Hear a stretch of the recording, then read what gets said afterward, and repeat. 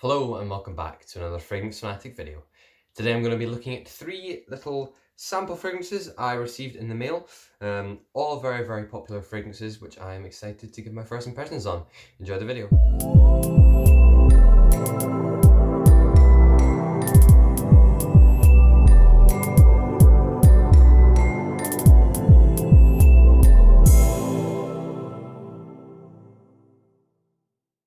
Okie doke. Well, let's just jump straight into the video. I've got two Dior Sauvage fragrances here. I've got Dior Sauvage and I have Dior Sauvage Parfum.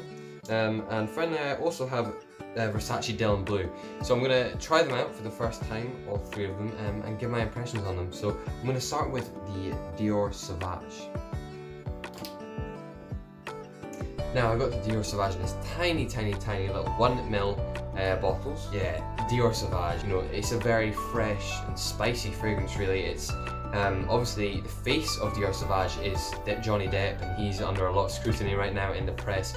But you know, it's a very popular, mass appealing fragrance.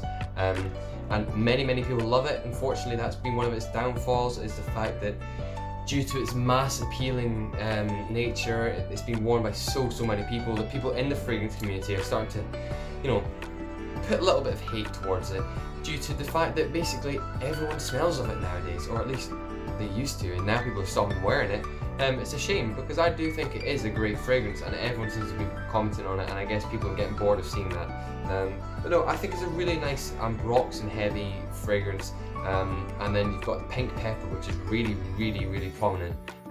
You know, the spiciness, and it's a great fragrance. I love that. And I think I'll just move on to the parfum now to see the differences between the two.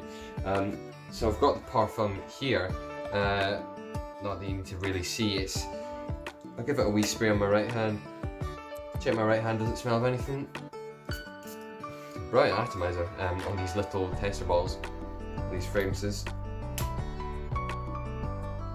Yeah, it's a lot sweeter, I would say. Possibly more floral. And I don't know if I'm right in saying it's more floral. I must say, these first impressions videos, I don't look at the notes, as I want to kind of test myself and then see how you guys like those kind of videos. Yeah, certainly floral. There's like a rose quality to it. There's proper some rose in there, and it's still got the mild spiciness of the pink pepper, but I think that's been toned down a bit in the parfum version.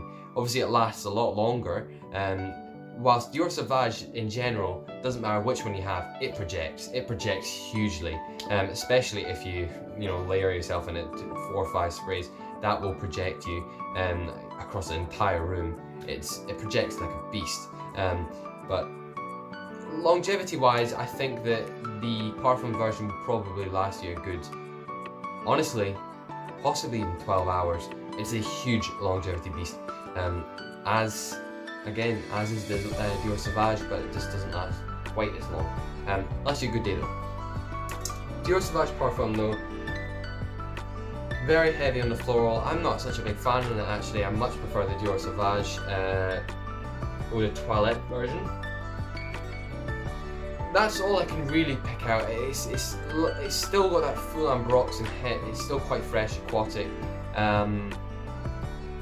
Not spicy, certainly more sweet and floral. Yeah, that's what I'm really picking up originally at the start from the parfum version. So I'm going to move on to Dylan Blue now, Versace Dylan Blue. It's a fragrance that I don't actually have, and I'm quite excited about trying. One of my tester strips. Ah, God. Moving neck. Wow, that's nice. It has similarities to Paco Rabanne 1 Million line. The very heavy sweetness. That is not what I was expecting from Dylan Blue actually. I expected it to be more kind of business-like smell. Interesting. There's a certain floralness to that. There's possibly geranium and roses in there.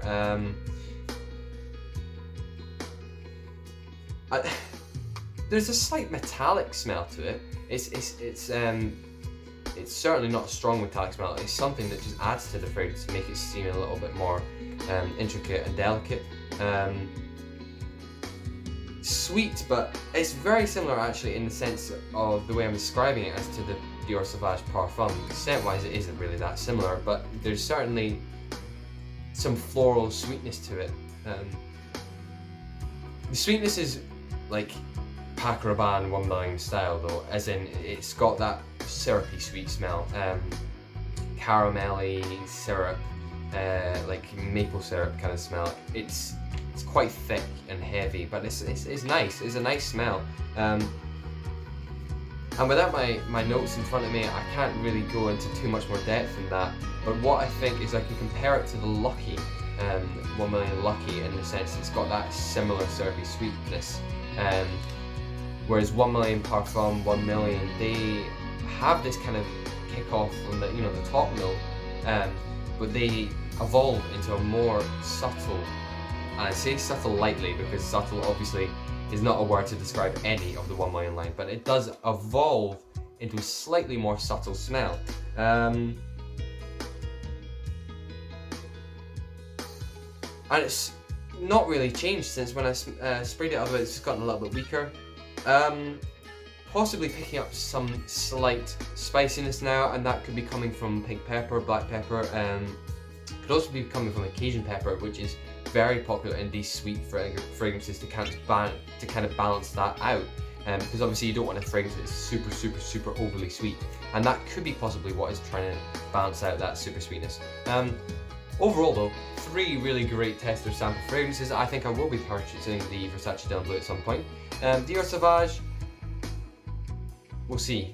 If I'm gonna buy any of them, it will be the Eau de Toilette version, certainly not the Parfum version. I'm almost disliking the Parfum. It's just not got much to it that's worth having. I'd much rather have the Eau de Toilette version. Anyway, there you go. There's my video. Thank you very much for watching. Please do like, subscribe, and comment on the video. And I'll see you next time on The Fragrance Fanatic.